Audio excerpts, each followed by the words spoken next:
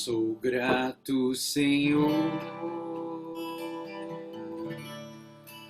por todas as provações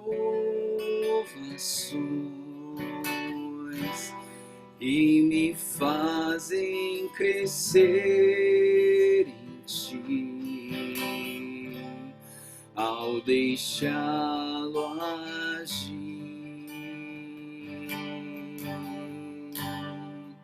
Sou grato, Senhor, pois as provas vêm transformar minha vida em paciência dar, aprendendo a amar. Mas é difícil de entregar meu egoísmo e assim deixar que o Teu Espírito controle o que eu sou. Pois quando chegam as provações, eu logo quero agir, e assim a voz de Deus eu deixo de ouvir. Sou grato, Senhor, pelas lutas do meu viver. Posso vê-lo a me proteger de me desviar.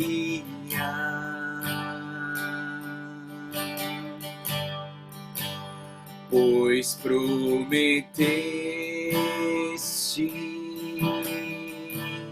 que em cada provação Tu me sustentarias com a Tua mão.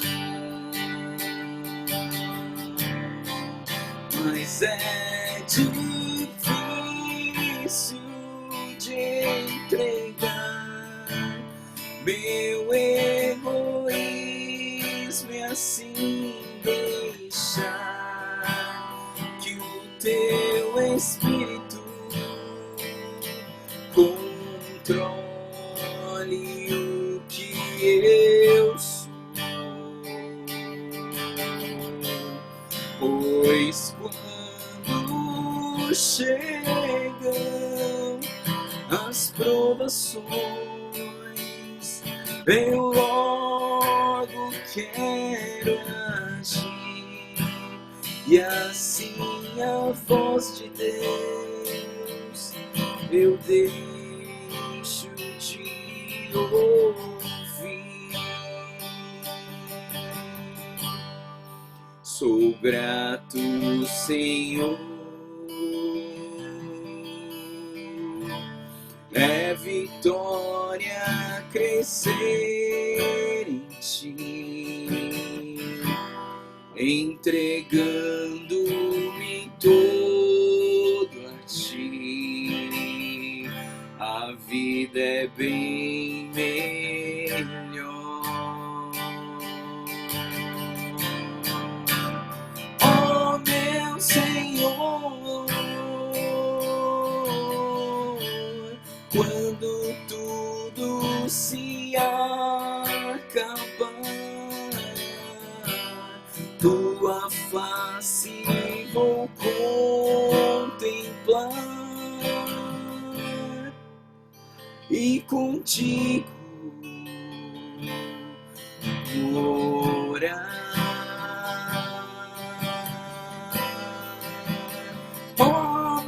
Senhor, quando tudo se acabar, tua face vou contemplar e contigo morar.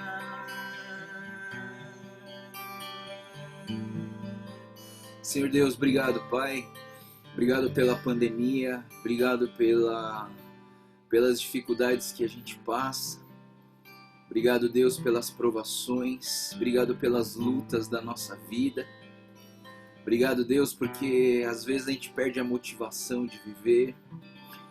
Obrigado, Deus, porque às vezes a gente olha para as dificuldades e a gente tem vontade de desistir, mas o Senhor está lá para nos levantar mais uma vez. Como é difícil, Deus, entregar, Senhor, a minha vida, porque nós somos egoístas, Senhor.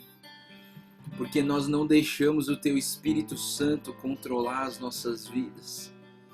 E quando as provações chegam, nós queremos agir carnalmente. Nós queremos resolver as coisas pelas nossas próprias forças.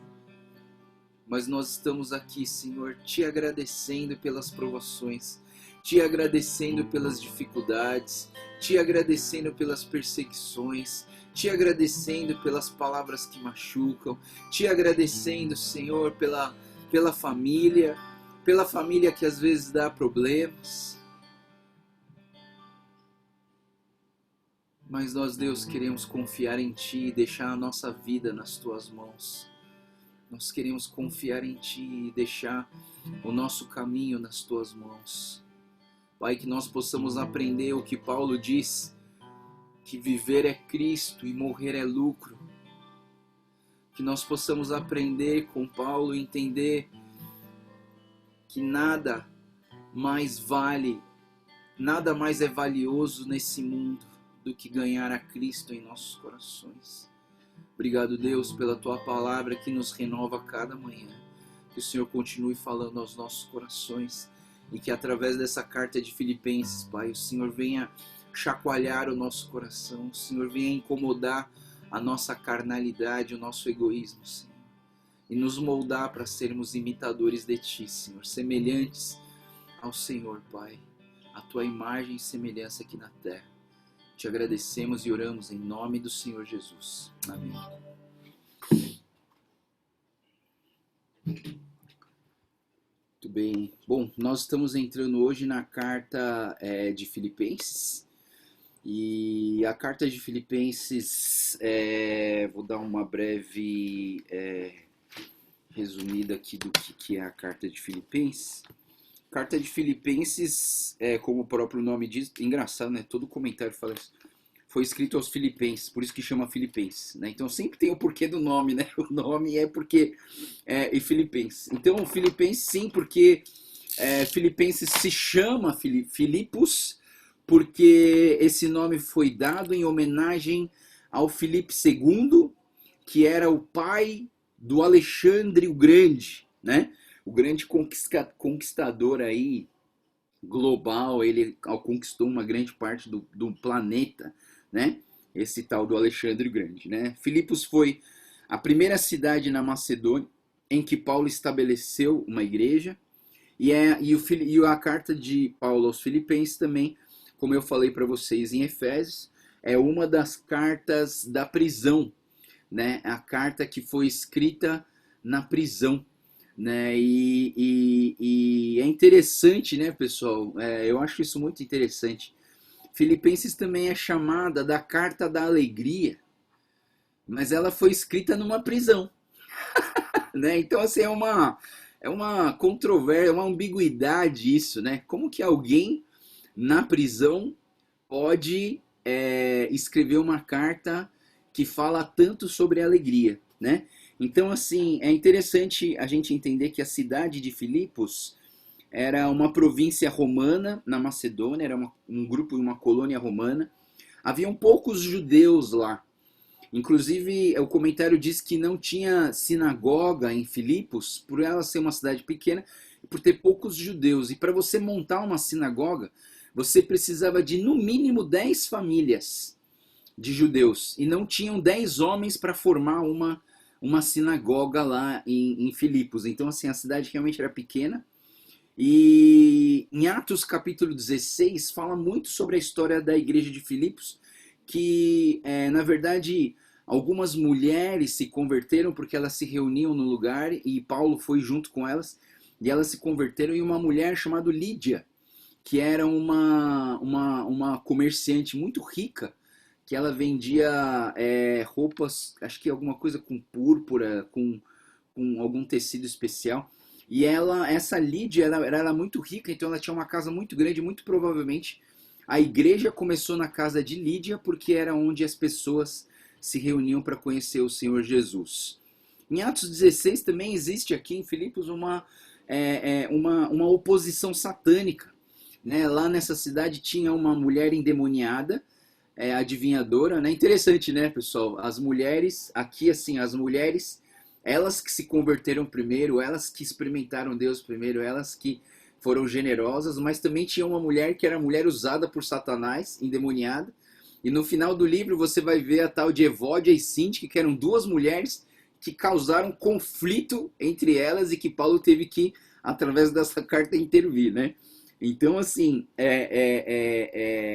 as mulheres, eu penso assim, né? Que elas têm algo que os homens não têm, que é a parte da sensibilidade muito aguçada, né? Então, quando elas se entregam para Jesus, elas se entregam com muito coração, com muita vontade, mas também quando bota para brigar também, o negócio, o negócio é bravo, né? Então, assim, a emoção é muito, muito à flor da pele, né? Então, assim, Paulo teve oposições em Filipos, ele exorcizou essa mulher, ele expulsou o demônio dessa mulher, só que criou um problema na vida de Paulo, porque essa mulher era uma adivinhadora e ela era escrava de algumas pessoas lá da cidade. E essa mulher, ela ganhava dinheiro, esses caras ganhavam dinheiro com essa mulher porque ela adivinhava o futuro das pessoas, né? E aí, como Paulo expulsou o demônio da mulher, a mulher não conseguia mais adivinhar mais nada. E aí os caras ficaram bravos e começou então uma perseguição em relação a Paulo e Silas. Inclusive foi nesse capítulo que Paulo e Silas foram açoitados, eles foram chicoteados. E também Paulo ele vai para a prisão e ele alega ser romano também, porque ele nasceu na Cilícia. Então ele era romano de natureza, ele nasceu naturalizado na cidadania romana. E aí os pretores, que são os guardas, os policiais da região, imploraram para Paulo sair de Filipos, porque ele era romano, e eles tinham feito uma coisa errada, não podia chicotear um cidadão romano. E aí e aí começa toda aquela história da perseguição e de Paulo. Aí Paulo apela, né, para dizendo que ele era romano. Na terceira viagem de Paulo, Paulo visitou 2 vezes Filipos. Os filipenses sustentaram Paulo e também levantaram ofertas aos necessitados de Jerusalém. Você vê que engraçado, né, pessoal? A cidade era pequena. Se a cidade era pequena, a igreja também era pequena.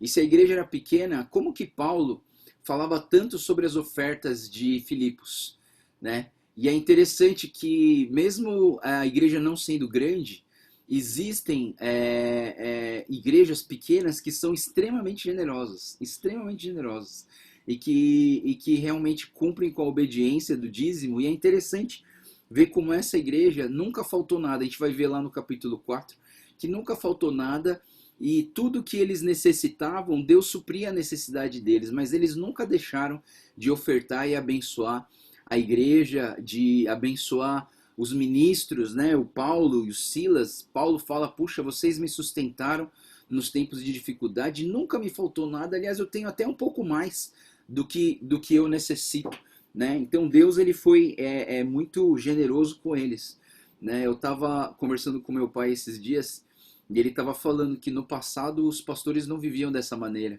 alguns pastores vinham pedir dinheiro para algumas pessoas da igreja que eram um pouco mais ricas, porque a igreja mesmo não era capaz de sustentar um ministro e um pastor.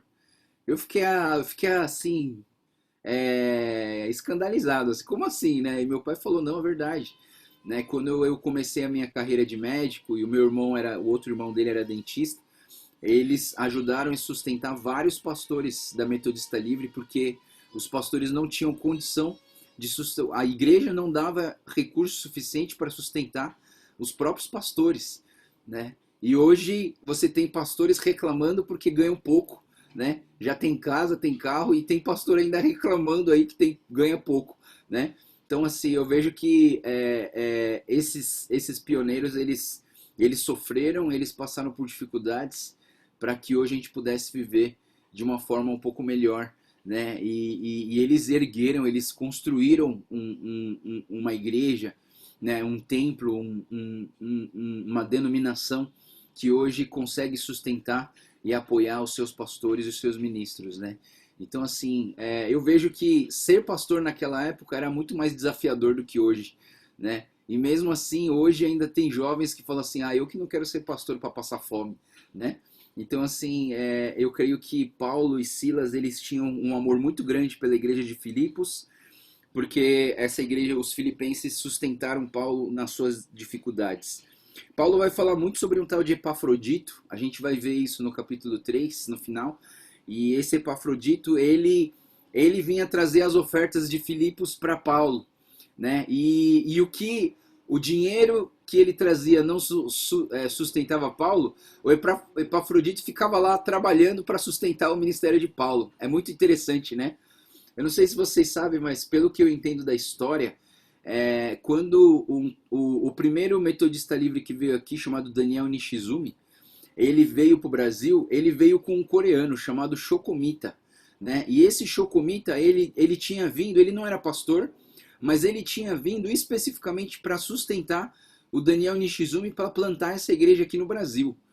E é uma coisa assim fantástica. Esse homem, esse coreano, né, Shokomita, na verdade o sobrenome dele é japonês, mas ele é coreano, né? E ele absorveu o sobrenome da esposa dele, japonês, para que o nome da esposa dele, da família da esposa dele, pudesse se perpetuar, né? E até hoje você tem os mitas, né? E eu tenho servido com os mitas. Uma dessas mitas, que é a Daniela Mita, ela é hoje a coordenadora geral de todos os campings, né? E eu acho tão legal, né, poder trabalhar junto com ela, né? Porque juntou de novo os Hayashi e os Mita, estão servindo junto de novo na terceira geração, né? Então é muito interessante a gente ver que existem pessoas que servem a Deus e que usam dos recursos que eles têm no dom de contribuir para que o ministério continue avançando. E é muito interessante isso, né? Na verdade, todo mundo contribui, né? Eu acho que por conta do dízimo e das ofertas, todo mundo contribui, mas tem algumas pessoas que realmente têm assim um coração voltado para a contribuição, né? E que às vezes dão um pouco a mais até do que consegue dar. Claro que não vai, como eu falei da outra vez, né? Não vai dar do outro, né? Não vai dar o que você não tem. Dá o que você tem. Mas dá até o que é necessário para ele, por conta de saber que aquilo é um projeto de Deus, né? Eu vou contar só uma outra coisa. Quando eu fui para o Haiti, quando teve o terremoto em 2010, eu estava na igreja coreana. E eu lembro que eu falei para o pastor da igreja, eu falei, pastor, estão me chamando para ir para o Haiti, né? E eu queria levantar uma oferta para deixar lá, para ajudar um pouquinho na reconstrução das casas das pessoas que perderam tudo lá, né? E aí a gente tinha um projeto de barracas, era um projeto de barracas que a gente ia construir barracas para as pessoas nessa situação de calamidade pública. E aí aí eu falei pro pastor, o pastor falou assim, ixi, Joel, só que a reunião do presbitério que define quanto que a igreja vai dar foi semana passada, hoje não tem mais. Ele falou assim, então faz o seguinte, nesse domingo agora, vai lá na igreja e fala pro povo da situação, né? Como que o que você está passando, para onde você vai, e vamos ver, né? A gente deixa uma caixa especial da oferta para o Haiti. E aí nesse domingo foi muito interessante, né? Que eu falei, são 4 cultos, e eu falei nos 4 cultos. E aí quando eu falei nos 4 cultos, a gente deixou um gasofilácio especial, que era o gasofilácio para viagem missionária para o Haiti. E eu lembro que eu falei sobre a situação para todos os 4 cultos, e no final da manhã, quando acabou os 4 cultos, o tesoureiro veio, me chamou na sala e falou assim: olha, pastor Joel, é só isso que a gente conseguiu para levantar para o Haiti. A gente levantou a sua passagem, um cheque em branco, que vai pagar a sua passagem de ida e volta, que ia dar mais ou menos uns R$ 4.500. Depois, e a gente tem aqui R$ 8.000 e US$ 3.000. Eu falei assim, tipo, quem vem pro culto, né? Pensa comigo, né? Quem vem pro culto com dólar no bolso, né? Quem vem pro culto com dólar no bolso é uma coisa incrível. Eu falei assim, quem vem pro culto com dólar no bolso? E US$ 3.000, né? US$ 3.000 mais R$ 8.000. Eu falei assim, caramba, como que pode um negócio desse, né? E foi muito legal. Até hoje eu lembro. Eu fiquei hospedado no. Claro, não tinha casa, mas eu fiquei no quintal de uma igreja do pastor Bataille, né? E o pastor Bataille me escreve até hoje, né? Porque eu deixei toda essa oferta lá. A gente comprou várias barracas, a gente montou barraca para várias pessoas. E eu atendia 100 pacientes por dia, 15 dias de atendimento. Foi um negócio assim, maluco mesmo. Foi extremamente cansativo, mas depois a gente foi recompensado que a gente passou 2 dias em Miami na volta, todo sujo, mas a gente conseguiu comer uns 2 dias lá para recuperar as forças, né? Mas foi muito interessante. Mas a oferta é algo muito interessante, né, pessoal? Deus se agrada de pessoas que dão com alegria. E eu acho que isso é uma coisa que fica marcado para mim aqui no livro de Filipenses. Os objetivos da carta de Filipenses, basicamente, eram 3, tem outros, mas eu vou colocar basicamente 3.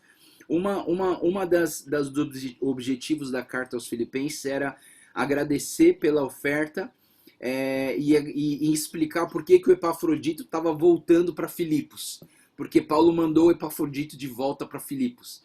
Né? Esse Epafrodito ele ficou doente, ele quase morreu lá em Filipos por conta de estar ajudando Paulo no ministério dele.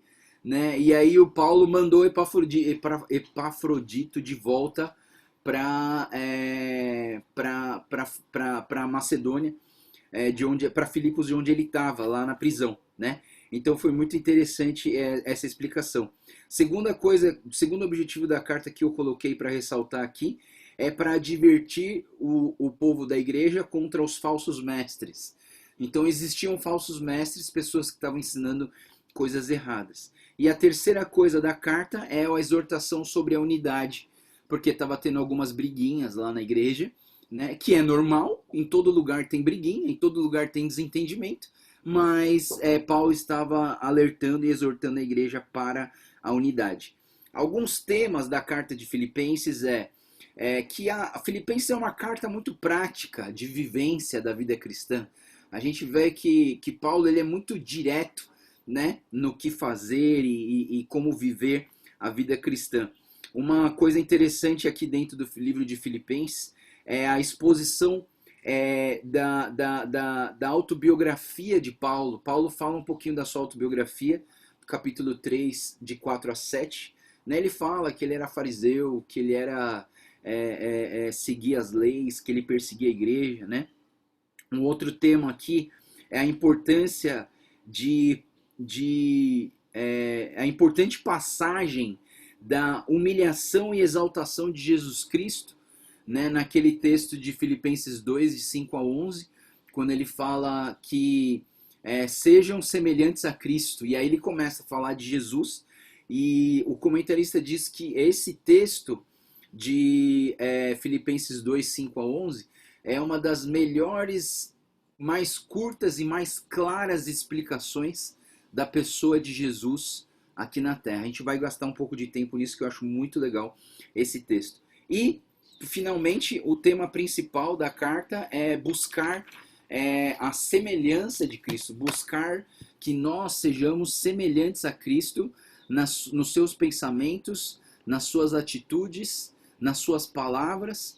Não está falando que é para nós sermos Jesus Cristo, está falando que é para nós parecermos com Jesus Cristo. São duas coisas diferentes, tá, pessoal? Às vezes a gente acha que a gente tem que ser Deus. Não, não, ninguém pediu para você ser Deus. Aqui ninguém pediu para você ser Deus. Ele está pedindo para você ser a semelhança a imagem e semelhança de Deus aqui na Terra, tá bom? Então vamos lá. A gente vai começar com Filipenses, o esboço da carta, né? O esboço de Filipenses, ele é dividido, ele é pequeno, tem 4 capítulos, mas ele é dividido em 8 partes. As partes são pequenas, assim, mas assim, a primeira parte é a saudação, que vai do capítulo 1, de 1 a 11. Depois Paulo fala sobre a sua situação, capítulo 1, de 12 a 26. Depois Paulo exorta as pessoas de Filipos, que vai de 1:27 até 2:18. Depois a quarta parte do livro, Paulo fala sobre os seus companheiros, Timóteo e Epafrodito, no capítulo 2, 19 até o 30. A quinta parte são as advertências de Paulo, que ele dá contra o legalismo e contra a ilegalidade, do capítulo 3 e o capítulo 4, até o capítulo 4, versículo 1. A sexta parte é uma advertência, uma admoestação de Paulo, do capítulo 4, de 2 a 9. A sétima parte é a gratidão de Paulo aos filipenses, de 4, versículo 10 a 20, e a última parte é a despedida, que vai do versículo 21 até o versículo 23. Ok, vamos lá. Então, a saudação de Paulo, eu sempre falo para vocês que a saudação, ela parece uma coisa meio... Oi, pessoal, tudo bem? Estou aqui. Não, mas a saudação numa carta, ela determina para onde a carta vai. A saudação da carta determina qual é a doutrina daquele que escreve, o que acredita, as convicções daquele que escreve para com os seus leitores, né? Então Paulo começa assim: Paulo e Timóteo, servos de Cristo Jesus, a todos os santos em Cristo Jesus que estão em Filipos, com os bispos e diáconos. A vocês graça e paz de Deus, nosso Pai e Senhor Jesus Cristo. Então é interessante a gente ver aqui que Paulo, ele está endereçando essa igreja a quem? Aos santos em Cristo Jesus. Não é todo mundo, mas aos santos de Cristo Jesus, as pessoas que foram salvas pela graça do Senhor Jesus. Versículo 3. Agradeço a meu Deus toda vez que me lembro de vocês, em todas as minhas orações em favor de vocês, sempre oro com alegria, por causa da cooperação que vocês têm dado ao Evangelho, desde o primeiro dia até agora. Estou convencido de que aquele que começou a boa obra em vocês vai completá-la até o dia de Cristo. Então essa oração com alegrias, Paulo vai falar essa palavra alegrem-se ou alegria várias vezes nessa carta, né? E o que me chama a atenção é que Paulo, ele demonstra uma alegria maravilhosa, uma alegria incrível, mesmo estando em prisão, né? E eu penso, sabe, pessoal, que a prisão de Paulo, às vezes eu fiz uma pregação no Projeto Wave, comparando a prisão com o nosso lockdown, com a nossa pandemia. Todos nós estamos presos nas nossas casas, não é verdade? A gente só sai assim, em último caso, que tem que sair mesmo, tem que fazer alguma coisa e tal. Mas assim, essa prisão que nós estamos vivendo aqui nas nossas casas, aí eu pergunto, será que você tem encontrado motivos de alegria? Será que você tem encontrado motivação para se alegrar em meio à prisão que a gente está vivendo no nosso dia a dia, né? E aí eu penso, né, que esse versículo 6, ele é muito importante para as nossas vidas. Porque a palavra de Deus diz: estou convencido que aquele que começou a boa obra em vocês vai completá-la até o dia de Cristo Jesus. Então, às vezes a gente pensa assim, nossa, acho que Deus falhou, né? Tipo, deu uma pandemia, espalhou o vírus pelo mundo, ixi, eu acho que Deus falhou. Deus não falhou, não. Deus está usando todas essas situações como recursos para que nós possamos completar a boa obra que Deus tem planejado para cada um de nós em nossas vidas. Então é muito importante, pessoal, a gente colocar em nossos corações que nada é por acaso. Nada é assim, puxa, escapou da mão de Deus. Ai, Deus esqueceu de resolver o problema do vírus e derramou a panela no chão. Não, tudo está no planejamento de Deus. Deus está no controle de todas as coisas. E a gente precisa encontrar motivações para estar alegre, mesmo em meio à dificuldade. Versículo 7 diz: é justo que eu assim me sinta a respeito de todos vocês, uma vez que tenho em meu coração, pois quer nas correntes que me prendem, quer defendendo e confirmando o Evangelho, todos vocês participam comigo da graça de Deus. Deus é a minha testemunha de como tenho saudades de todos vocês com a profunda afeição de Cristo Jesus. Essa é a minha oração. E aqui eu quero que você preste atenção. Versículo 9 e 10 é uma oração que Paulo faz por você. É uma oração que nós devemos fazer uns pelos outros. E Paulo ora assim: que o amor de vocês aumente cada vez mais em conhecimento e em toda percepção, para discernirem o que é melhor, a fim de serem puros e irrepreensíveis até o dia de Cristo, cheios do fruto da justiça, fruto que vem por meio de Jesus Cristo para a glória, louvor de Deus. Essa tem sido a oração de Paulo pelos crentes, pelos santos em Cristo Jesus, que estão não só em Filipos, mas que hoje estão espalhados pela face da terra, porque essa era uma carta circular, uma carta que rodava várias igrejas, e ela está rodando agora nas nossas vidas, E essa oração é uma oração que Paulo faz por mim e Paulo faz por você, que nós possamos discernir o que é melhor. Olha que importante, pessoal. Discernir entre o certo e o errado é fácil, pessoal? Você fala assim, fumar ou não fumar? Cara, é simples, né? Fumar tá errado e ponto final, Então, assim, é nítido que tá errado, Então, assim, tem coisas que você não precisa de muita sabedoria para discernir o que tá certo e o que tá errado. Agora, discernir o bom do melhor, aí sim. Aí eu vejo dificuldade, não é verdade? Porque, de certa maneira, você pensa assim, puxa, eu tenho um final de semana, eu posso viajar com a minha família, mas no final de semana eu tenho que ir na igreja. Os dois são bons, mas tem um deles que é o melhor, entendeu? Então, assim, aí você tem que fazer a sua avaliação. E aí eu creio que nesse momento a gente precisa do discernimento de Deus, a gente precisa da direção de Deus nas nossas vidas para discernir o que é melhor. Para quê? Para que nós possamos ser puros e irrepreensíveis até o dia de Cristo Jesus. Então, eu penso assim, pessoal, se você já furou uns 2 domingos aí, nesses últimos 2 meses que você foi viajar e descansar, poxa, então no próximo que você vai viajar, volta domingo para ir para a igreja. Você vai ficar 3, 4, 5 dias sem cultuar o Senhor, Pensa comigo, pessoal, existem mais ou menos uns 56 finais de semana no ano para a gente se reunir na igreja. Se você for pensar, são 56 domingos que você tem para reunir com seus irmãos. Se você furar 10 deles, você só tem 46 agora, você entende?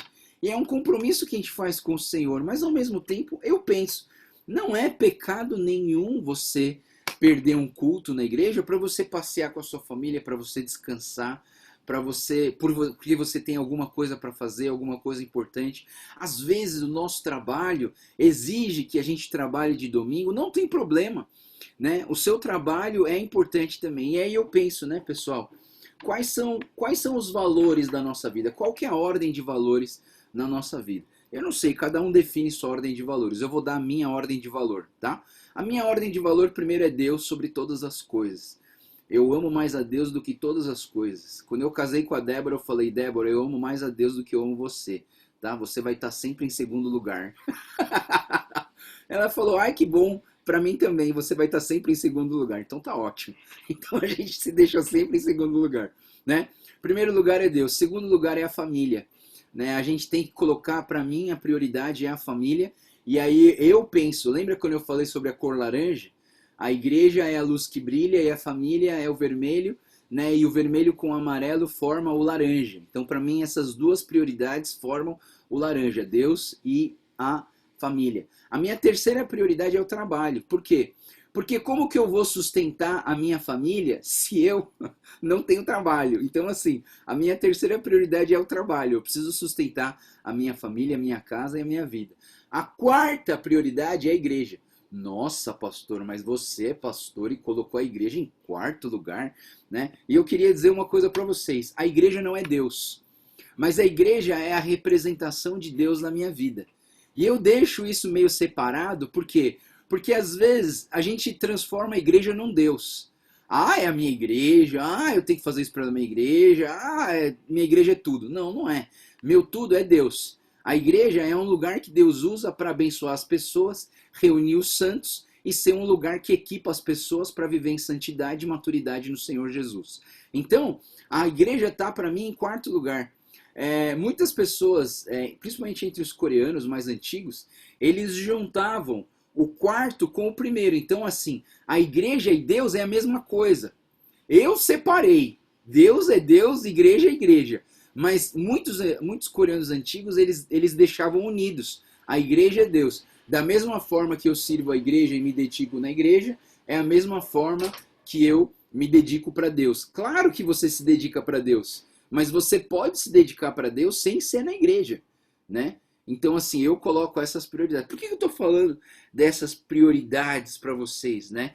Eu estou falando tudo isso porque quando você começa a orar e falar assim, não, eu quero viver pela graça de Deus, eu quero discernir o melhor do bom, o bom do melhor, eu preciso avaliar os meus valores para determinar as minhas decisões, entendeu? Por isso que eu estou falando um pouquinho sobre os valores, né? Mas vamos lá, vamos continuar. Depois que Paulo ora, começa o versículo 12, então, e do 12 até o 26, Paulo fala sobre a sua situação. E ele fala, versículo 12, quero que saibam, irmãos, que aquilo que me aconteceu tem, ao contrário, servido para o progresso do evangelho. Sabendo que Paulo está numa prisão em Roma, sabendo que Paulo passou por perseguição, passou por açoites, passou por dificuldades, Paulo olha tudo isso e fala assim, essa situação tem servido para o progresso do evangelho. E eu pergunto para vocês, será que essa nossa devocional, apesar da pandemia, não tem sido um progresso para o evangelho? Pessoal, isso aqui é um dos maiores progressos do evangelho que essa igreja experimentou nos últimos 4 anos, pelo menos, que eu estou aqui. O maior progresso do evangelho que a gente teve na nossa igreja foi no meio de uma prisão pandêmica, onde a gente pôde estudar afinco a palavra de Deus. E assim, pessoal, pensa, nós saímos de Juízes, Josué, e nós estamos em Filipenses.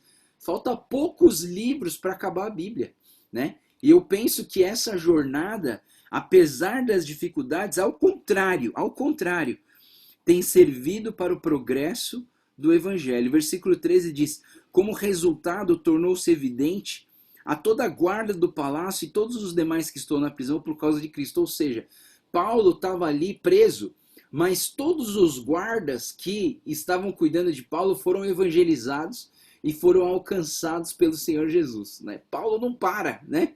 Paulo não para. Onde ele está pregando o evangelho. Onde ele está pregando o evangelho, né? Então eu penso que nós temos que ter esse coração também. Versículo 14. E os irmãos, em sua maioria, motivados no Senhor pela minha prisão, estão anunciando a palavra com maior determinação e destemor.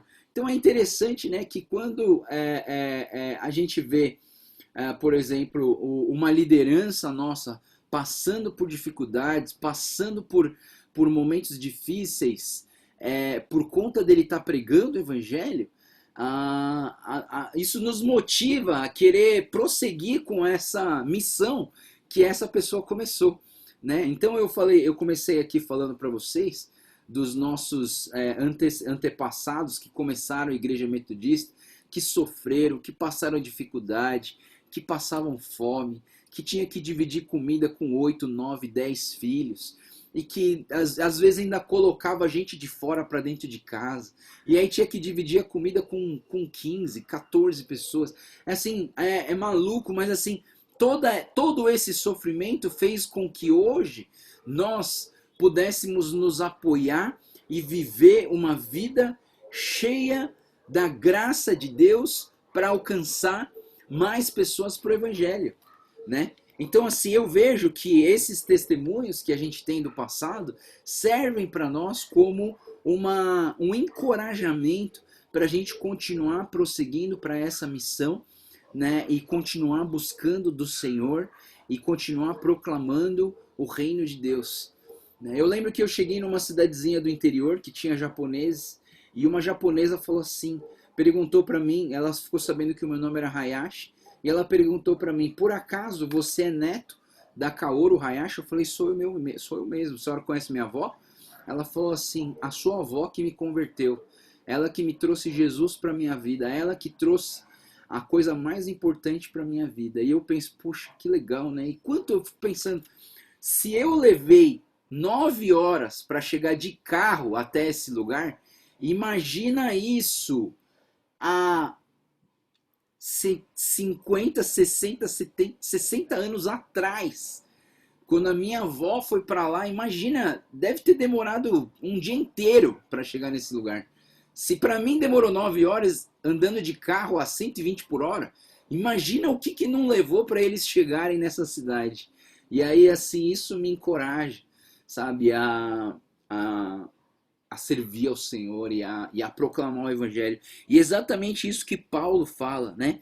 Então, olhando para a prisão de Paulo, ao invés das pessoas desanimarem, ao invés das pessoas serem desencorajadas, é o contrário. Isso nos encoraja a viver conforme a vontade do Pai, a vontade de Deus. Versículo 15, é verdade que alguns pregaram Cristo por inveja ou rivalidade, mas outros o fazem de boa vontade.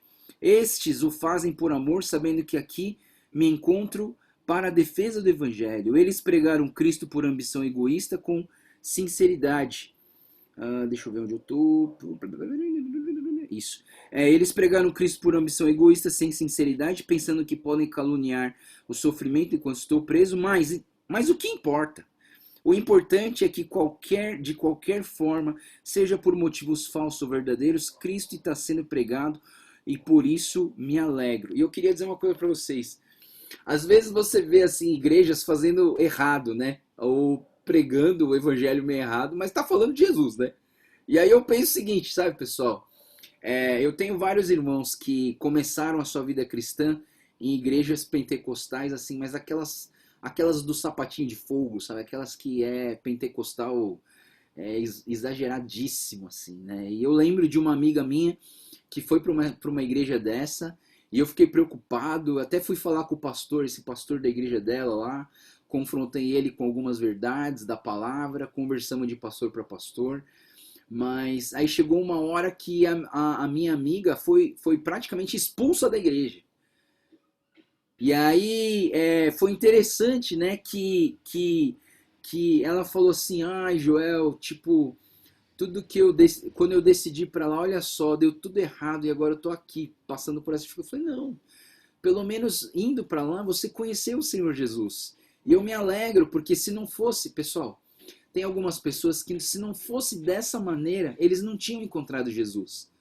Mas é graças a Deus que a pessoa amadurece, né? E quando amadurece, acaba vindo para a igreja certa. Aí veio para a nossa igreja, né? Então, assim, graças a Deus que às vezes as pessoas, elas começam igrejas esquisitas, com teologia da prosperidade, com uma teologia exclusivista, mas uma hora essas pessoas, tipo, surge uma oportunidade, elas saem de lá e aí elas encontram outro lugar que realmente tem uma teologia saudável, que têm uma vida cristã saudável, e aí graças a Deus que essas pessoas encontram esses lugares, né? Então eu penso que mesmo que as pessoas estejam pregando por motivações erradas, puxa, Paulo ele está falando, eu me alegro porque pelo menos Jesus está sendo anunciado, né? Então assim, não fica bravo porque o Neymar colocou uma faixa 100% Jesus na testa. Não fica bravo porque tem político falando de Jesus em Brasília e eles não vivem aquilo que eles estão falando. Não fica bravo. Fica alegre porque pelo menos o nome de Jesus está sendo proclamado e depois as pessoas vão conhecer Jesus de verdade. E eu penso, né, se você entende a doutrina da eleição, né, as pessoas que vão ser salvas, elas vão ser salvas, né? Porque tudo no planejamento de Deus já está feito. A gente que é limitado e cronológico, mas Deus já sabe de todas as coisas. Mas nós temos que fazer bem a nossa parte aqui na Terra. Amém? Então vamos lá. Então, deixa eu ver onde eu estou. Até o 26, né? Ele vai. Aqui, esse aqui é muito importante. Versículo 19, né? Pois sei que o que aconteceu resultará na minha libertação, graças às orações de vocês, ao auxílio do Espírito de Jesus Cristo. E aqui os comentaristas chamam isso de uma das dificuldades da carta de Filipenses. Por quê? Porque Paulo aqui, ele está assim meio que com esperanças de que ele vai ser livre da prisão. Mas a gente sabe que ele não foi. Mas assim, quando você escreve uma carta, né, você não sabe o que vai acontecer no futuro. Então Paulo, ele escreveu, puxa, então eu sei que aconteceu, resultará na minha libertação. Então Paulo, ele está esperançoso de que, de alguma maneira, ele seja liberto dessa prisão. Mas a gente sabe que ele não foi, né? Que ele ficou preso até o final, inclusive ele foi decapitado em Roma, né? Mas a gente vê que o conteúdo dessa carta era uma carta que ele estava escrevendo naquele momento. Naquele momento ele escreveu que ele estava com esperança de ser liberto. Versículo 20 diz assim: aguardo ansiosamente, espero que em nada serei envergonhado, ao contrário, em toda a determinação de sempre, também agora em Cristo será engrandecido em meu corpo, quer pela vida ou quer pela morte. E aqui no versículo 20, ele vai meio que contrapor o versículo 19. Porque o versículo 19 parece que Paulo está com uma esperança de ser liberto. Mas aqui no versículo 20, Paulo, ele diz o quê? Não tem problema. Contanto que eu viva Jesus Cristo, engrandeça o Jesus Cristo no meu corpo, quer pela vida ou quer pela morte. Né? E eu penso o seguinte, sabe, pessoal? A carta de Filipenses me deixa, assim, bastante alegre por entender que a carta de Filipenses faz a gente encontrar a verdadeira motivação das nossas vidas.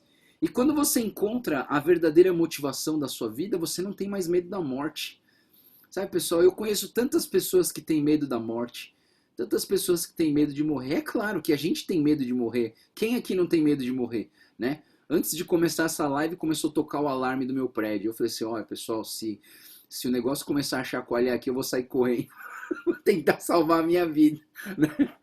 Mas às vezes eles fazem os testes aí, não avisam, né? Eu acho que se vai fazer teste de alarme de incêndio, tem que avisar, né? Avisa todo mundo, ó, pessoal, vai ter um teste. E a gente fica sabendo. Mas não, começa a tocar o alarme, aí uma vez eu saí correndo com as meninas, desci com elas pela escada, fomos lá pra rua. Quando chegou lá, o cara falou, não, era só um teste. Eu falei, obrigado por avisar na hora certa. Né? E aí, mas eu penso, né, pessoal, que eu acho que o cristão verdadeiro, que conhece a Jesus de verdade, que entende que viver é Cristo e morrer é lucro, sabe? Não deveria ter medo da morte. Nós não deveríamos ter medo da morte. Nós não deveríamos ter arrependimentos de, nossa, podia ter vivido de outra maneira, podia ter aproveitado mais, né? Então, se você não quer se arrepender no futuro, viva o que você quer agora, né? Eu sou assim, sabe, pessoal? Eu sei que meu pai não vai viver para sempre, minha mãe não vai viver para sempre, mas eu quero viver com eles e o tempo que eu tenho com eles eu quero viver o mais intenso e mais gostoso possível. Então eu tenho tido, nos últimos, eu penso assim, nos últimos anos da minha vida eu tenho investido em tempos de qualidade com os meus pais, porque eu não quero chegar lá na frente e um dia falar assim, nossa, Podia ter tido tempo com meu pai. Podia ter ido no Ceasa com meu pai comprar fruta. Não, pessoal, eu sempre vou no Ceasa comprar fruta com meu pai, porque eu não quero chegar lá na frente e me arrepender de não ter vivido isso. E eu acho que da mesma maneira, em Cristo Jesus, nós não podemos nos arrepender de falar assim, puxa, eu podia ter pregado o evangelho para tal pessoa. Lembra que teve aquela história que Jesus contou do rico e do Lázaro? E um morreu, os dois morreram, um foi para o céu e outro foi para o inferno. E aí o rico, ele grita pro lá, poxa, deixa eu voltar lá para avisar minha família que o inferno é quente, né? Aí Deus falou assim, desculpa, agora você já está aqui, não tem como voltar, né? Já era, né? Então eu penso, sabe, pessoal, não se arrependa lá na frente de coisas que você deveria fazer hoje, né? Então, não tenha medo da morte, não tenha medo de morrer. Não tenha medo de morrer. Eu penso assim, né, pessoal? É melhor morrer com Cristo do que viver a minha vida inteira sem Ele, né? E eu acho que se você colocar isso na sua cabeça, né, eu acho que a coisa vai ficar mais leve para você, né? A morte é uma coisa muito pesada. Ontem mesmo encontrei um menino de 16 anos que estava morrendo de medo da morte, né? Eu não sei porque o menino estava com medo da morte. E eu tava no clube, né? E esse menino joga tênis. Aí o vô dele falou para mim, ô Joel, joga com ele, porque a cabeça dele tá mal. Eu falei, por que a cabeça dele tá mal? Aí eu parei para conversar com ele e falou assim, eu tô com medo de morrer. Aí eu falei assim, então vamos fazer um jogo diferente hoje. Aí a gente colocou 2 latinhas na quadra e falou assim, nosso objetivo é acertar com a bolinha nessa lata e arrebentar essa lata. Aí a gente começou a jogar tal, e o objetivo era acertar a lata. Aí a gente foi lá, acertou a lata. Ele acertou a lata 3 vezes, né? Eu acertei só 2, ele acertou 3 vezes. Daí a gente sentou para tomar água, eu falei para ele assim, é um menino que eu oro muito por ele, chama Vitor. Eu falei assim, Vitor, você tá com medo da morte agora? Eu falei, não, até esqueci. Eu falei, sabe o que acontece, Vitor? Quando a gente foca em outra coisa, a gente acaba resolvendo um outro problema que a gente estava ansioso. Nós somos muito ansiosos. A nossa ansiedade é ficar focado numa coisa só. Então, quando você está focado, ansioso, com medo da morte, você fica ansioso e isso começa a fazer mal para você, começa a gerar coisa ruim dentro de você. Aí, quando você coloca um outro objetivo, você esquece aquela ansiedade que você estava, porque você estipulou um objetivo. E aí você esquece desse problema. Ele falou assim, nossa, Joel, é verdade, cara, eu esqueci desse negócio da morte quando você inventou esse jogo da gente arrebentar as latinhas, né? Por quê? Aí eu falei para ele, Vitor, se você focar em Deus, esses outros problemas, eles vão desaparecer. Por quê? Porque você está olhando para a coisa certa. Você está focando naquilo que é certo. Se você ficar ansioso, sempre que a gente tem um problema e está focando no problema, o interessante é você coloca uma meta na sua vida, coloca uma meta, né? Para algumas pessoas aqui, a meta desse ano foi estudar a Bíblia inteira, ler a Bíblia inteira esse ano. Cara, olha, a gente está quase chegando nessa meta.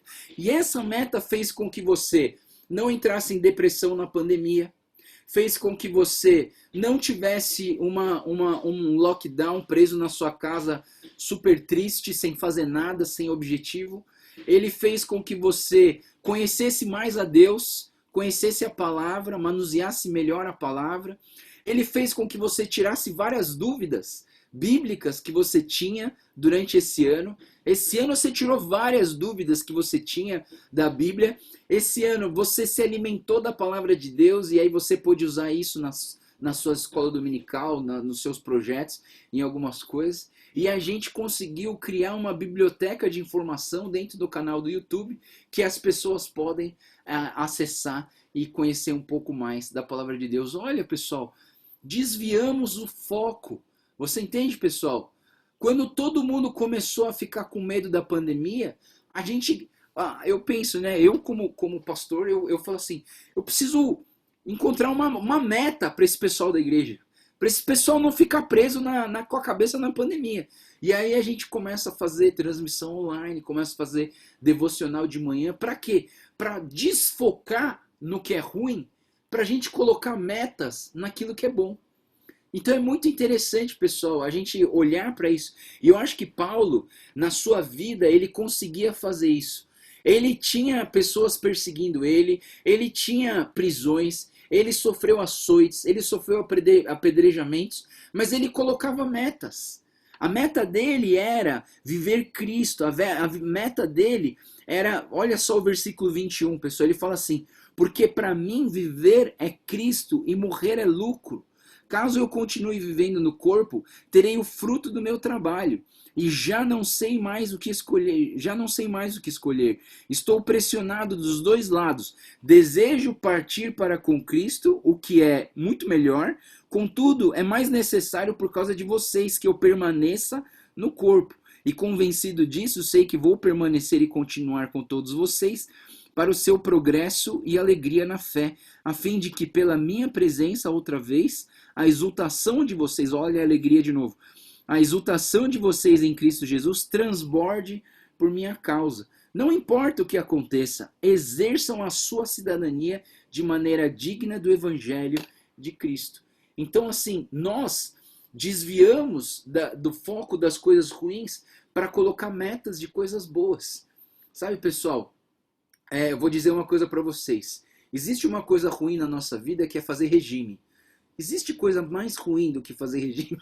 Você fala assim, não pode comer isso, não pode comer aquilo, não pode comer aquele outro. Mas é interessante no regime, sabe qual que é o interessante do regime? É você colocar metas, né?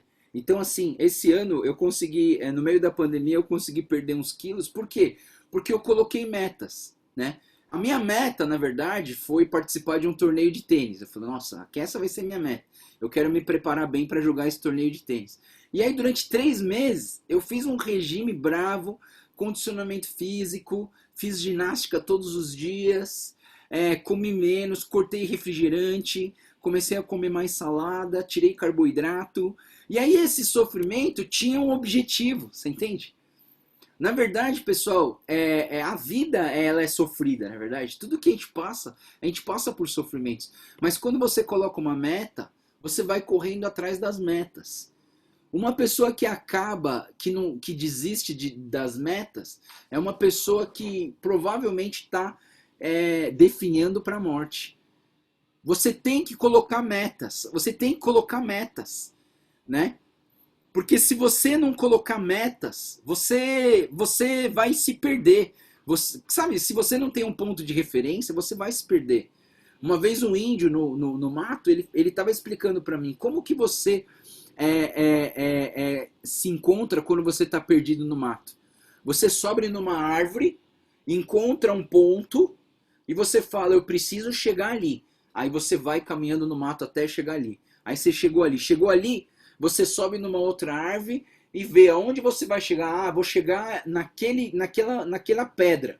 Aí você desce da pedra e começa a caminhar até chegar àquela pedra. Aí você chegou naquela pedra. Ah, encontrei! A minha comunidade está ali. Aí você vai até a comunidade. Você entende, pessoal, que se você começar a andar por andar, você vai começar a andar em círculos. Então as nossas vidas, elas precisam ter alguns objetivos, precisa ter algumas metas. A gente precisa estipular algumas metas. As metas anuais, por exemplo, nós estamos terminando o ano, né? 2020 está acabando. Eu não sei se você faz isso, mas eu no começo do ano sempre estipulo as minhas metas, né? E aí você, é claro, se você não conseguir alcançar, tudo bem, mas pelo menos você colocou metas, entendeu? Esse ano, eu coloquei nesse ano, para 2020, que eu queria discipular 8 meninos. Eu queria discipular 8 meninos. Eu estou terminando o ano discipulando 23, né? Então, assim, a gente coloca metas, a gente vai correndo atrás dessas metas, né? E eu vejo que a pandemia, ao invés de estragar minha vida, não. Estragar o ministério, não. Para mim, a pandemia melhorou o meu ministério. Melhorou demais o meu ministério. Eu preguei muito, muito melhor, eu consegui preparar muito melhor as pregações, eu consegui encontrar com muito mais gente, eu consegui estudar muito mais a Bíblia com a minha igreja, eu consegui melhorar meu condicionamento físico.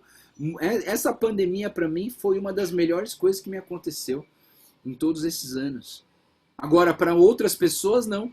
Para outras pessoas, a pandemia é um ano perdido. Para outras pessoas, a pandemia é um ano que pode ser esquecido e tirado do calendário da minha vida. Mas não, né? A gente usa as dificuldades para que nós possamos crescer e acelerar o nosso crescimento espiritual, né? Então, vamos lá, pessoal. Viver é Cristo e morrer é lucro. Exerça a sua cidadania celestial. Viva de modo digno do Evangelho do Senhor Jesus. Foque os seus olhos no Evangelho do Senhor Jesus. Ok? Capítulo 2. O capítulo 2 ele vai começar com um texto falando sobre a união pela humildade, ou a humildade cristã. E ele diz assim: se por estarmos em Cristo nós temos alguma motivação, alguma exortação de amor, alguma comunhão no Espírito, alguma profunda afeição e compaixão, completem a minha alegria tendo o mesmo modo de pensar, o mesmo amor, um só espírito, uma só atitude. Nada façam por ambição egoísta ou por vaidade, mas humildemente considerem os outros superiores a si mesmos. Cada um cuide não somente do que é seu interesse, mas também do interesse dos outros. E aqui nesse texto, Paulo ele fala uma frase que me chama muita atenção, completem a minha alegria. Eu já estou alegre, né? Mas assim, completem a minha alegria. E quando Paulo fala completem a minha alegria, Paulo está falando para as pessoas sobre a unidade. E aqui Paulo ele determina a unidade em 4 aspectos. 4 aspectos da unidade. Olha só que interessante. Ele fala um só, né? Ele fala num só modo de pensar, no mesmo amor, no mesmo espírito, na mesma atitude. Veja bem, no mesmo modo de pensar, no mesmo amor, no mesmo espírito, na mesma atitude. Agora eu quero dizer uma coisa interessante para vocês. Você não precisa concordar com todas as coisas que as pessoas da igreja falam. Você não precisa concordar com tudo que o pastor da sua igreja fala. Você não precisa concordar com o que os membros da igreja falam. Mas nós precisamos ter o mesmo modo de pensar. Então, de certa maneira, assim, né? A gente vai decidir alguma coisa na igreja. O palco vai ficar do lado direito ou do lado esquerdo? Aí vamos votar. Votou? Vamos pensar todo mundo igual. Tá votado, tá decidido, todo mundo elegeu na assembleia, então todo mundo vamos ter o mesmo pensamento. Não vai ficar com aquelas fucuinhas falando, ai, porque eu gostava mais assim, porque eu queria mais assado, eu queria fazer mais daquele jeito, mas aí, não sei quem, gosta mais assim, gosta assado. Pessoal, uma vez que a gente determinou, vamos caminhar todo mundo junto pro mesmo lado. Outra coisa ele fala, com o mesmo amor, tá, pessoal? Eu quero dizer para vocês, mesmo que você não concorde com as outras, algumas coisas das outras pessoas, nós precisamos viver em amor. Nós precisamos falar em amor. Nós precisamos tratar com as pessoas com amor. Depois ele fala no mesmo espírito. E mesmo que você não concorde com a outra pessoa, o espírito que habita no coração dela é o mesmo espírito que habita no seu. Que nós possamos viver no mesmo espírito, na mesma direção do Espírito Santo nas nossas vidas. E ele fala na mesma atitude, em uma só atitude. E não só, pessoal, que todo mundo tem que fazer a mesma coisa, mas todas as nossas atitudes nos levam para o mesmo lugar, né? Então, assim, se um está fazendo a parte da organização do Natal, e outro está fazendo a parte da equipe de louvor, e outro está fazendo parte da transmissão do culto, outro está fazendo parte sei lá, cada um tem a sua parte, mas as nossas atitudes nos levam para um mesmo lugar. E aí o versículo 3, ele diz assim, nada façam por ambição egoísta, por vaidade. Então aqui é um alerta, pessoal, não faça por vaidade, não cante lá na frente no louvor por vaidade. Não faz isso porque você simplesmente, eu quero tanto aparecer, eu quero mostrar minha roupinha nova. Não faz por vaidade. né? Não precisa aparecer no microfone por vaidade, né? Mas se bem que eu acho na nossa igreja o contrário, né? As pessoas elas vão tão contra a vaidade e acaba perdendo a oportunidade de servir, né? Também toma cuidado com isso, né? Ele fala assim: não façam as coisas por ambição egoísta. Às vezes a gente quer fazer assim só porque a gente quer, né? E ontem no Chapel do Rice teve uma pregação muito legal que a pessoa falou assim: três coisas que a gente precisa resolver na nossa vida: o blá blá blá, o mimimi e o meu. Verdade? A gente fica, às vezes, muito no blá blá blá, né? Ah, que fala, mas não faz nada, né? Fala, mas não faz nada. Outra coisa é o mimimi, né? Ah, reclama disso, reclama daquilo, que aquele líder esqueceu de fazer isso, que a transmissão tá ruim, que esqueceram de colocar não sei o quê, Mimimi demais, pessoal. Para de mimimi. E a outra é o meu, né? Que eu acho que é coisa de gente mimada. Coisa de gente mimada. Gente mimada é aquelas pessoas que. Aquelas crianças que acham que tudo é delas. Já viu criança mimada? É meu, não mexe que é meu. Não, não toca que é meu, não toca que é meu.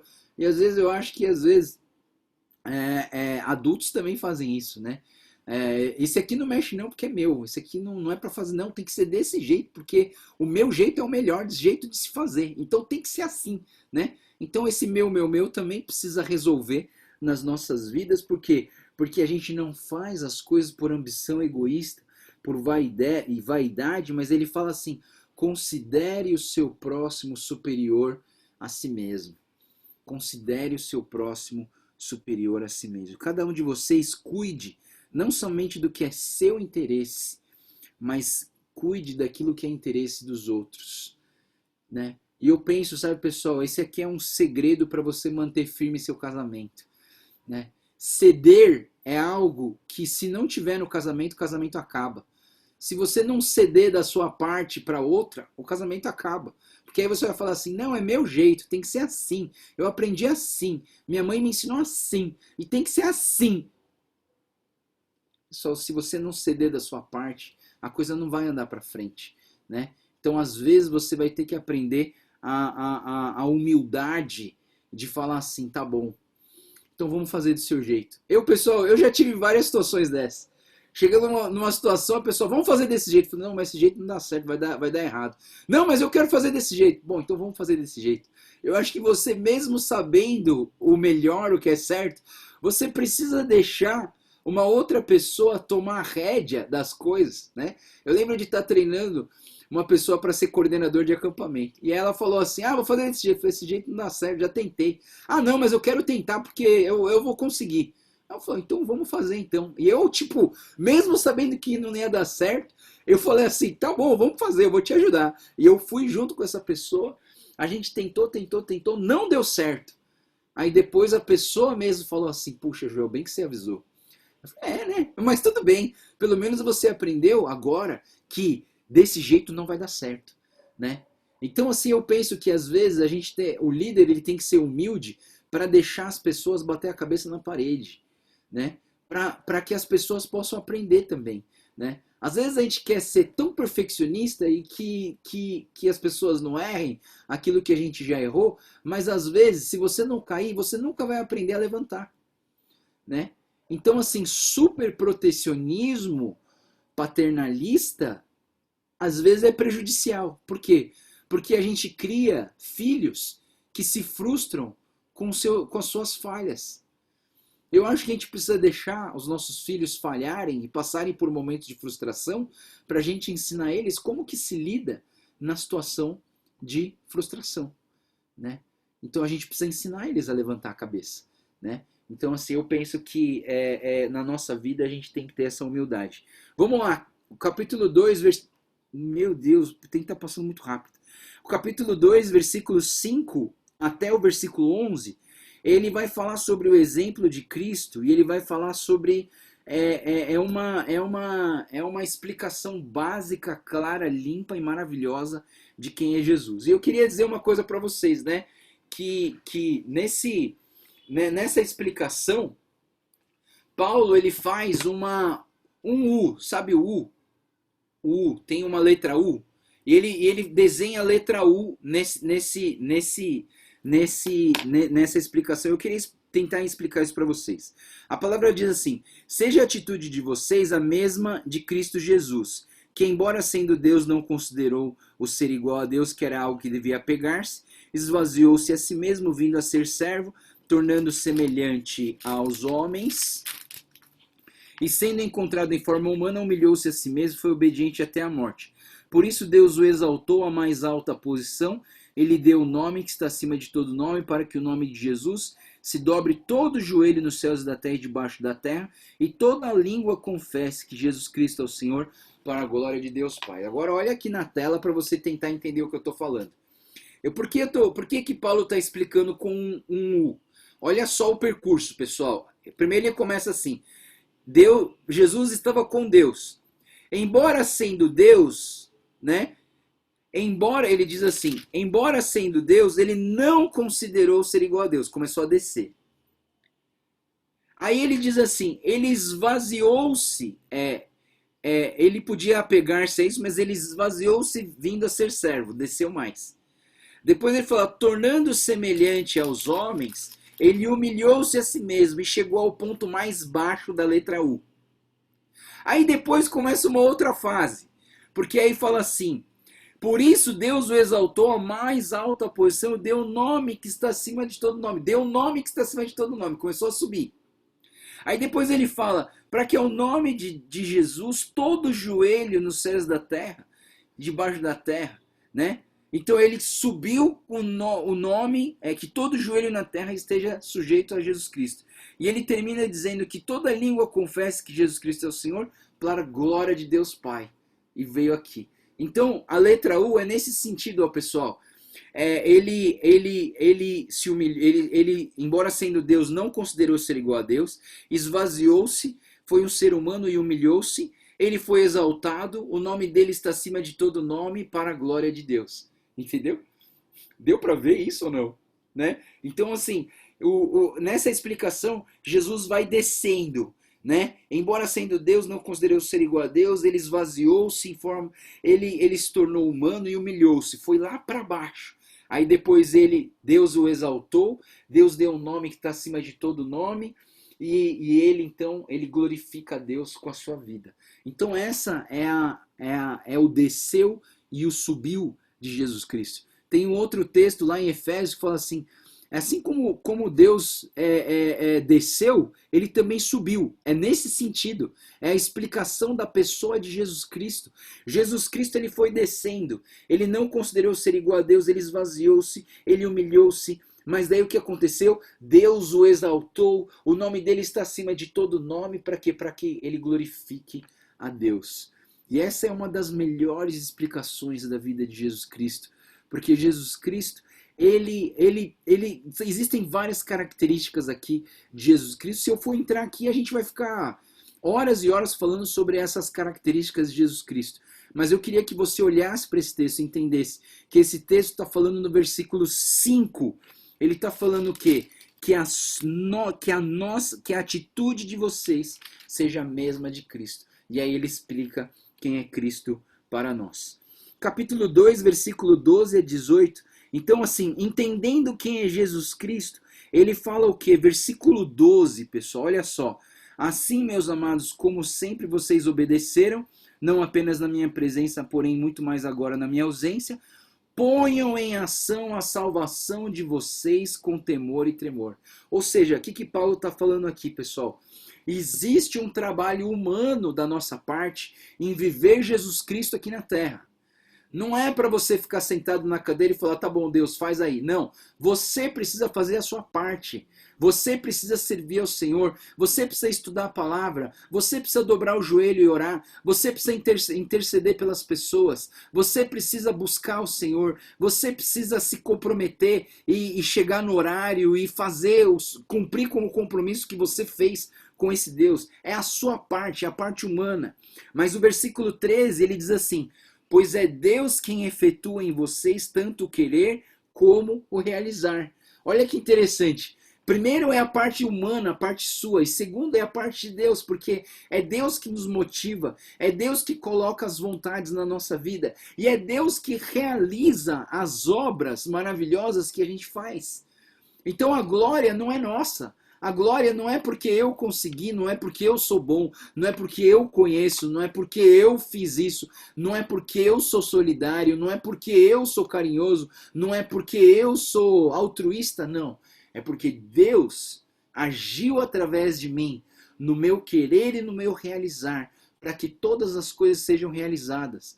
Lembra lá em 1 Coríntios capítulo 3, quando as pessoas estavam se separando? Ah, eu sou de Apolo, ah, eu sou de Paulo. Aí tem os que até eram espirituais, falam, eu sou de Cristo, né? Mas aí Paulo fala assim, Apolo regou, eu plantei, Apolo regou, mas é Deus que faz tudo crescer.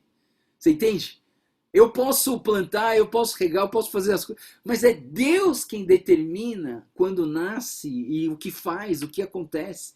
É Deus que determina tanto querer quanto o realizar, né? Então o versículo 14 ele diz assim: façam tudo sem queixas e sem discussões. Para de mimimi. Para de ficar reclamando das coisas, para de ficar apontando um monte de coisa que não está dando certo, para de ficar triste com as coisas que deram errado e começa a ficar alegre com as coisas que estão dando certo. Para de mimimi, para de ficar fazendo mimimi e começa a agradecer ao Senhor. Né? Então a palavra, o versículo 15 é o testemunho de Paulo e ele diz assim: para que venham tornar-se puros, irrepreensíveis, filhos de Deus, inculpáveis no meio da geração corrompida. Porque aí a nossa luz vai brilhar, a luz de Cristo vai brilhar em nossas vidas. Versículo 17 e 18, mais uma vez Paulo expressa a sua alegria para com as pessoas.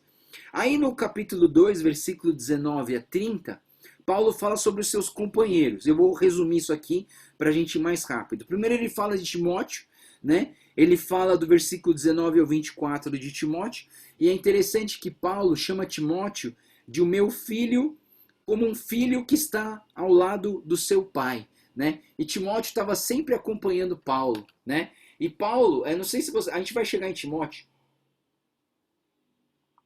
mas o Timóteo, ele era mestiço. O pai dele era grego e a mãe dele era judia.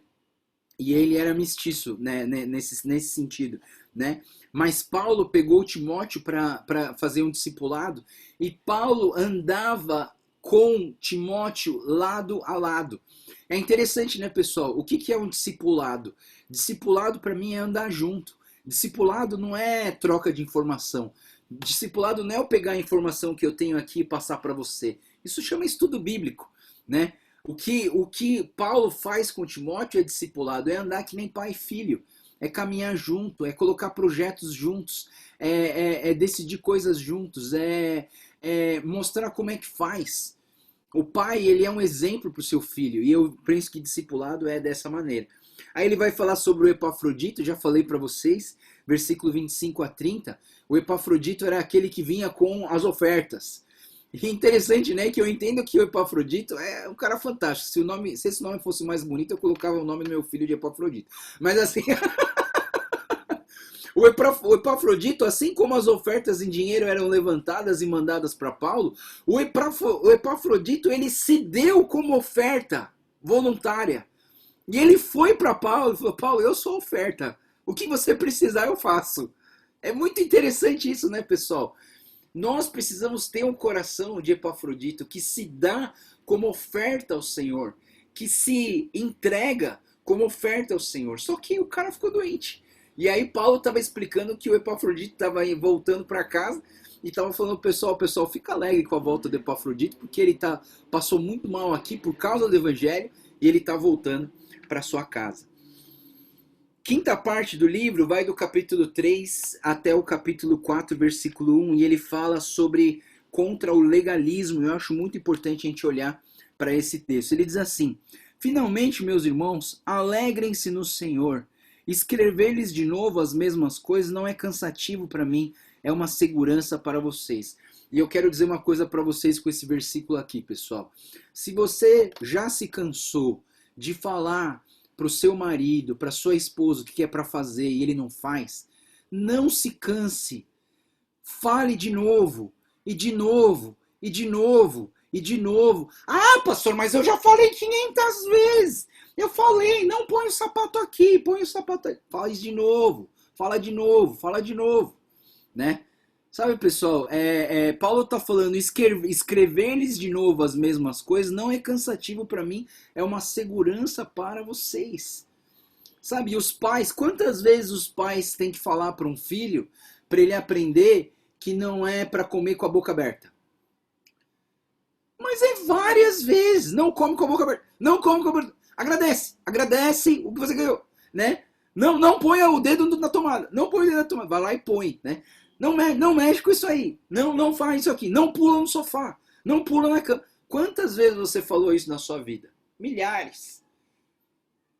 E aí, às vezes, porque a gente falou uma ou duas vezes, a gente fica cansado, a gente fala assim, ai, mas eu já falei e você não me ouve.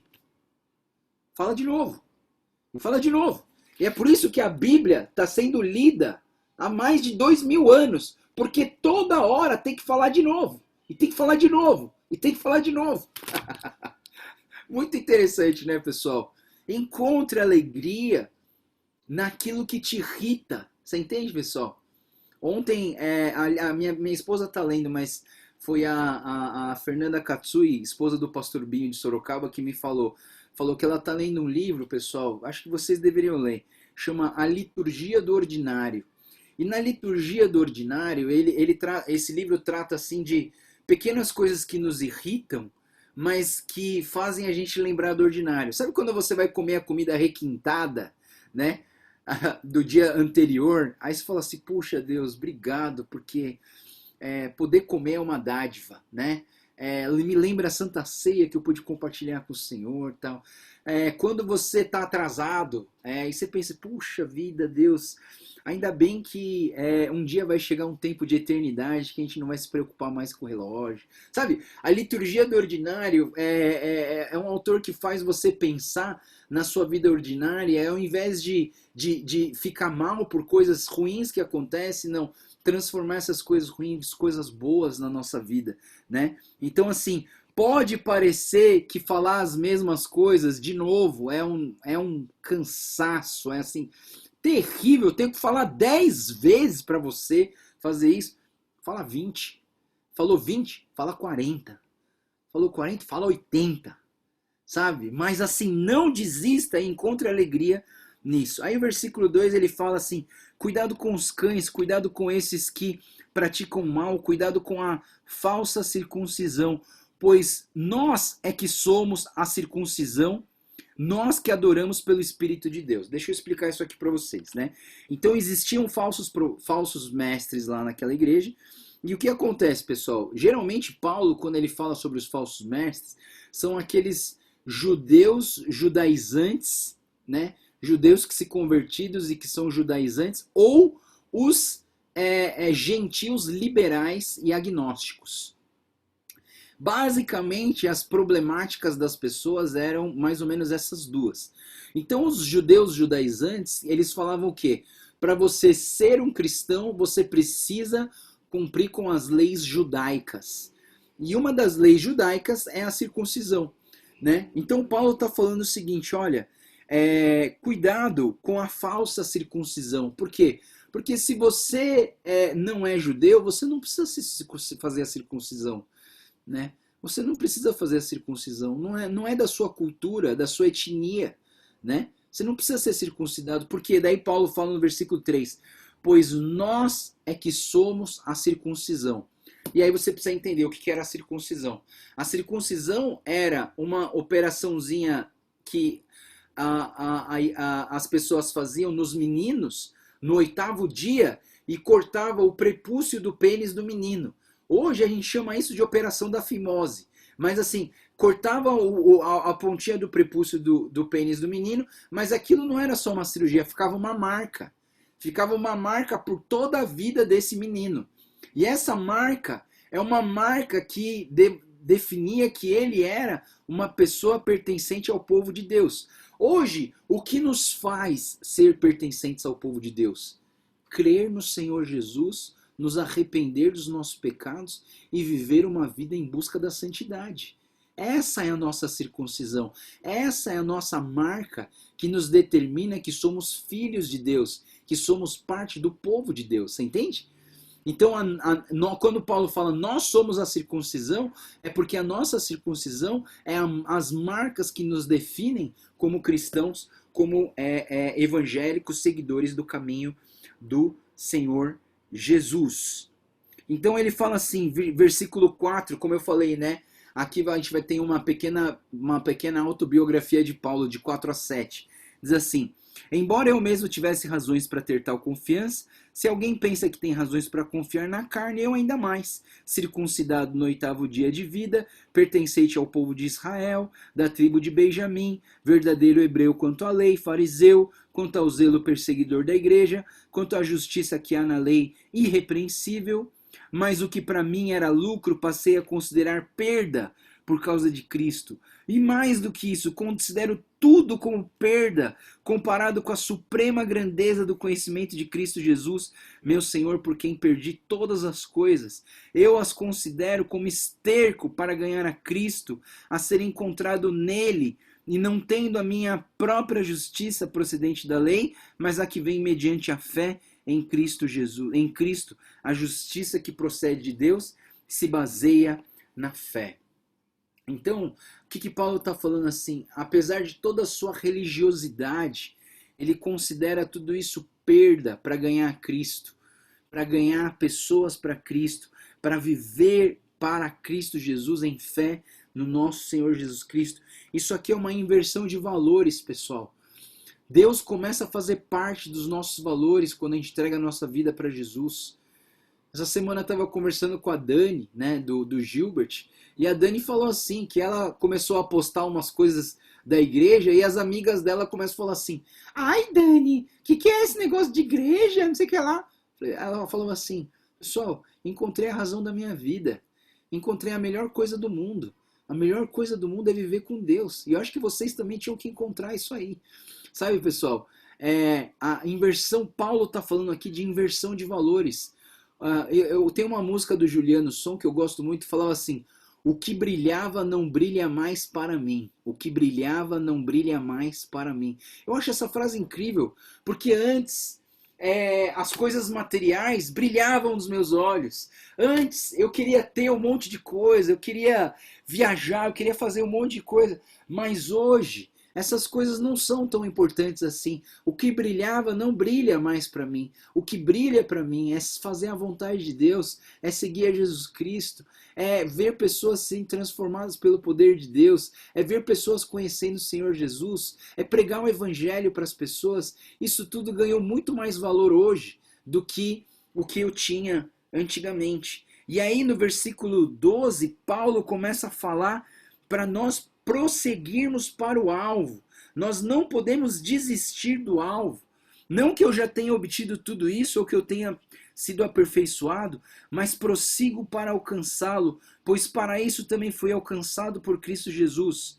Irmãos, não penso que eu mesmo já o tenha alcançado, mas uma coisa faço, esquecendo-me das coisas que ficaram para trás e avançando para as que estão adiante, prossigo para o alvo, a fim de ganhar o prêmio do chamado celestial de Deus em Cristo Jesus.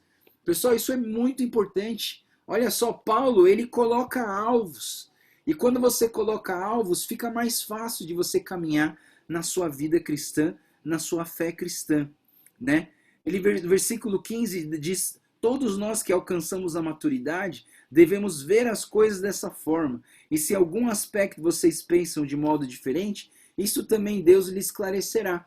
Então, pessoal, tem gente que vê o evangelho de uma forma errada. Fica tranquilo, porque se ele estiver no caminho buscando a Deus, Deus vai esclarecer para essa pessoa. E se você acha, por exemplo, que, poxa, o pastor está ensinando uma coisa que eu não concordo, fica tranquilo, porque eu estou buscando a Deus. E se eu buscar a Deus, ele vai um dia me esclarecer. E ele vai consertar isso em mim, né? Eu sei que, pessoal, eu falo demais, né? Essas devocionais têm falado demais. Pode ter coisa aqui que você não concorda. Pode ter momentos aqui que eu falho.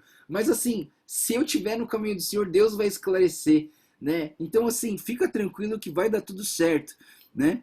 Versículo 17: Irmãos, sigam unidos em meu exemplo e observem os que vivem de acordo com o padrão que lhes apresentamos. Pois como já lhes disse repetidas vezes, agora repito com lágrimas, há muitos que vivem como inimigos da cruz.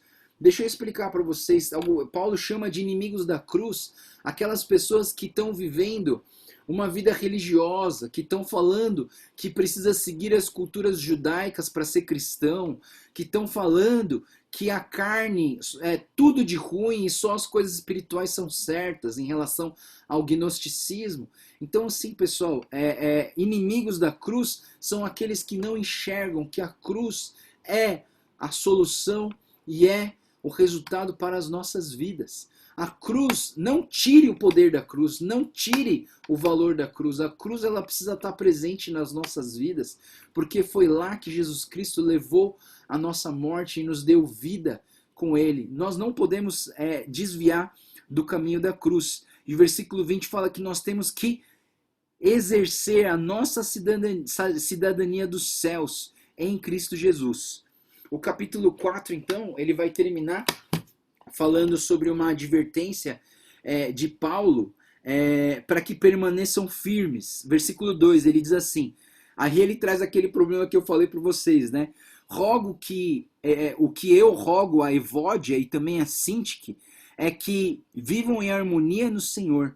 Sim, peço a você, leal companheiro de jugo, que as ajude, pois lutam ao meu lado por causa do evangelho. Então, assim, o que acontece? Duas irmãs entraram em conflito, provavelmente por questões pessoais, né? Então, assim, duas pessoas entraram em conflito por causa de questões pessoais. Isso gerou um problema gigante dentro da igreja. Mas aí Paulo fala assim, é interessante que Paulo fala assim, eu peço a você, meu leal companheiro de jugo, que as ajude. Ou seja, às vezes só essas duas pessoas não vão conseguir resolver o problema. Precisa de uma terceira pessoa. Mas essa terceira pessoa não pode ser uma pessoa que vai pender para um dos lados. Uma pessoa que vai agir com justiça e que vai olhar para a situação e tentar resolver essa situação. Isso prova que a gente não resolve os problemas sozinhos. Se você está tendo dificuldade com alguém, chama o líder, chama o pastor, chama o delegado da igreja, chama alguém que é maduro na igreja para poder te ajudar a resolver essa questão. O que não pode é deixar essa situação desse jeito. Versículo 4 define um pouquinho do que é o livro de Filipenses. Ele diz assim, alegrem-se sempre no Senhor, novamente direi, alegrem-se. Seja a amabilidade de vocês conhecida por todos, perto está o Senhor. Não andem ansiosos por coisa alguma, mas em tudo pela oração e súplica e com ação de graça, apresentem seus pedidos a Deus, e a paz de Deus que excede todo o entendimento, guardará o coração e a mente de vocês em Cristo Jesus. Então, apesar das dificuldades, apesar dos conflitos, alegrem-se, vivam de maneira amável, porque o Senhor está perto. O Senhor está perto de nós, né? Que nós possamos, e aí uma solução para resolver os problemas está aqui. Primeiro, alegre-se no Senhor. Segundo, haja com amor. Terceiro, lembre que Deus está perto. Quarto, não andem ansiosos, mas a solução para a ansiedade está aqui. Orem com orações e súplicas. Orem com ações de graça. Orem pedindo, fazendo seus pedidos diante do Senhor. E a paz de Deus que excede todo entendimento, vai guardar o coração e a mente de vocês, né? E aí ele fala no versículo 8, finalmente. Quando ele fala finalmente, ele fala assim, olha, depois de toda essa confusão, depois de eu mostrar para vocês como resolve essa confusão, eu quero dar um finalmente para vocês. Finalmente, ele diz assim, pensem tudo o que for verdadeiro, nobre, correto, puro, amável, boa fama, excelente, digno, tudo isso, pensem nessas coisas e coloquem essas coisas em prática. sabe? Esse aqui é o nosso crivo, pessoal. É aqui que a gente determina o nosso crivo. O que eu estou fazendo é verdadeiro, o que eu estou fazendo é nobre, o que eu estou fazendo é correto, o que eu estou fazendo é puro, o que eu estou fazendo é amável, o que eu estou fazendo é de boa fama, o que eu estou fazendo é excelente, o que eu estou fazendo é digno. Essas coisas, pensem nessas coisas e ponham essas coisas na prática. Isso é muito importante nas nossas vidas. E aí ele faz uma gratidão do versículo 10 até o versículo 20. E eu acho que é importante você olhar esse texto. Esse texto ele diz assim: alegro-me grandemente no Senhor, porque finalmente vocês renovaram seu interesse por mim. De fato, vocês já se interessavam, mas não tinham oportunidade de demonstrar. Olha só, versículo 11, pessoal. Isso é lição para a nossa vida. Não estou dizendo isso porque esteja necessitado, pois aprendi a adaptar-me a toda e qualquer circunstância. Sei o que é passar necessidade, sei o que é ter fartura. Aprendi o segredo de viver contente em toda e qualquer situação, seja bem alimentado, seja com fome, tendo muito, tendo ou passando necessidade. Tudo posso naquele que me fortalece. Queridos, isso aqui é muito importante. Aprendi o segredo de viver contente. Você que está vivendo triste, a palavra de Deus está falando, aprendi o jeito de viver contente. Como? Passando por dificuldade, passando por situação. Ele fala assim, olha, aprendi a adaptar-me em toda a circunstância. De uma certa maneira, Paulo está falando assim, eu aprendi a viver contente, eu aprendi a eu esqueci a palavra. Eu aprendi a me satisfazer com o que eu tenho. Se eu tenho muito, se eu tenho pouco, eu vou ficar feliz. Se eu estou podendo fazer isso, se eu estou não podendo fazer aquilo, eu estou feliz. Eu aprendi a viver satisfeito em qualquer situação. Você entende, pessoal? Esse é o segredo de viver contente. E é porque Paulo passou por todas essas provações. Paulo está dentro de uma prisão e está falando, alegrem-se, alegrem-se no Senhor. Ele aprendeu a viver contente, por isso ele pode falar, tudo posso naquele que me fortalece. Tudo posso, não que eu posso fazer besteira, que eu posso pecar, que eu posso fazer tudo de errado, não. Tudo posso no sentido de que eu posso estar em qualquer situação, que eu vou sempre estar contente, porque a minha alegria não vem desse mundo, mas a minha alegria vem no meu Deus, que criou os céus e a terra. E aí ele fala sobre as ofertas, e eu quero deixar só o versículo 19 para vocês. Sabe, pessoal, quando você oferta ao Senhor, quando você dá a sua vida para o Senhor, você precisa gravar esse versículo 19. É muito importante você pensar no versículo 19, diz assim, o meu Deus suprirá todas as necessidades de vocês de acordo com as suas gloriosas riquezas em Cristo Jesus. É por isso que nós ofertamos ao Senhor, ofertamos a nossa vida, assim como Epafrodito e os donativos que eles enviaram. O meu Deus suprirá as minhas necessidades. Essa tem que ser a nossa oração de hoje. Amém? Vamos orar. Senhor Deus, muito obrigado, Pai, porque o Senhor é um Deus vivo que fala aos nossos corações, porque o Senhor é um Deus que supre as nossas necessidades. Obrigado, Deus, pela carta de Filipenses, que é tão rica, que enche a gente de alegria.